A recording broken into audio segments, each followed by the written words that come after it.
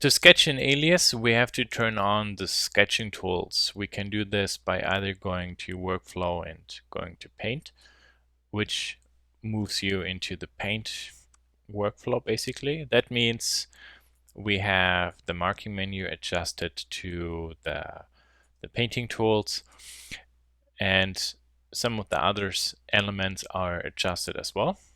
However, I would like to remain inside my modeling workflow and simply see the painting tools. To do that, we can go to Preferences menu and simply turn on long menus. To be able to draw in Alias, we have to create a canvas. So we can click Canvas, New Canvas. And for example, we can call this one whatever we want. Front sketch, for example. Oh, this is interesting. Front sketch. Then you can set the orientation. Now, of course, this should be in front, but you can also back, left, etc. And you can decide the background color. And then actually something I have to point out, if you, for example, go to letter, you see 8.5 by 10.98 and 101.6. Now, what I rather would do is actually go to custom.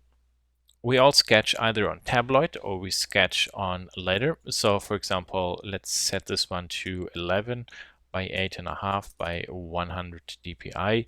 If in Photoshop, for example, we sketch in 150, we do it that way. So, but for the moment, I leave it at 100 dpi and click OK. And for example, there now you see there's our sketch. So it's an object. We can, for example, select it. We can also move it. If we go to information window, you see the origin. This, for example, was rotated to go into front view. So you see it's just, actually it's like in Blender, it's an image empty. So when we go to paint, we can actually simply paint on it. So the paint tools, here we have pencil, ink, airbrush, some erasers, felt tip, and such tools. It's not necessarily bad, but I would say if you have access to Photoshop or Sketchbook Pro, I would rather use those programs. I think they're a little bit more mature. Now the way how the canvas actually works, it's basically, it has, as you can see, layers.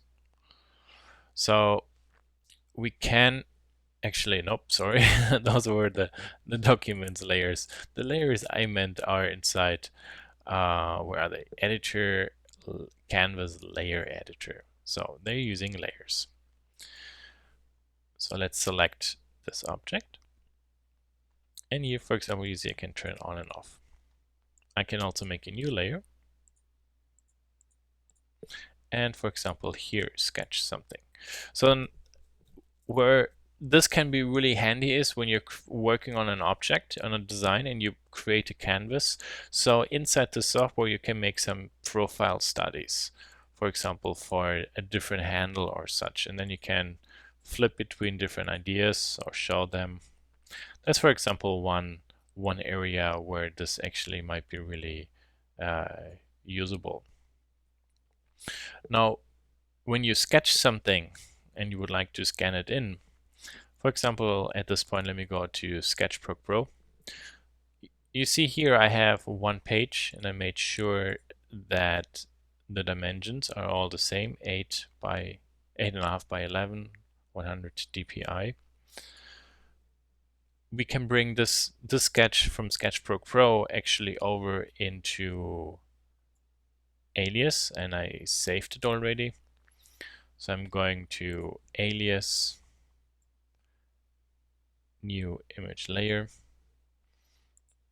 I think the test 5 is the document.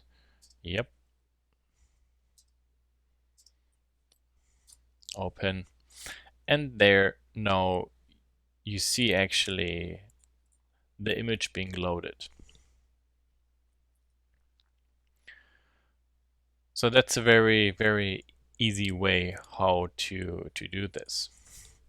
Now let's go actually and make something new. Let me actually for a moment go to here, and then I'm copying this one. I'm creating a new document, and actually this one, for example, this canvas, I change to maybe 2 inches by 8. Oops, wrong key. 8 inches. Okay, that was not correct. So maybe 3 inches there. Okay, I didn't measure the document size, so I have to actually guess this right now. Okay, so I think what did we say? This one is 3 inches. Yeah, good.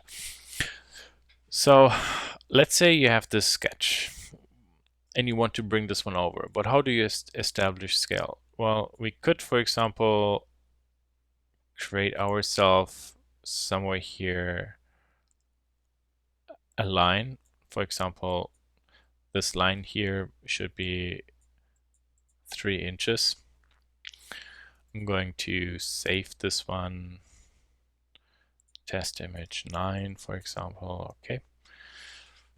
And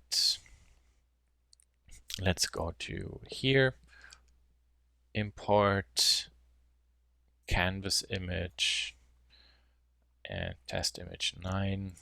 Go. There we are. Now I have to figure out the correct size, for example. And oh, whoa, it actually brought it into this canvas, which is not what I wanted.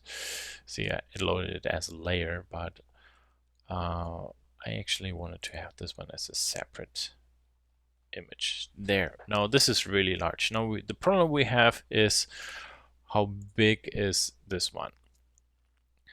And let's assume this line is really 3 inches. Then, for example, we can scale this one down. We could, for example, somewhere make ourselves, for example, a line, which, let's say, kind of like right now, is 3 inches long. Or, for example, we could use the grid, and then this canvas, we can actually, for example, move to somewhere and see, continue scaling till, for example, we roughly get to the same proportion, and this way we know this image now is a little bit more or less to scale.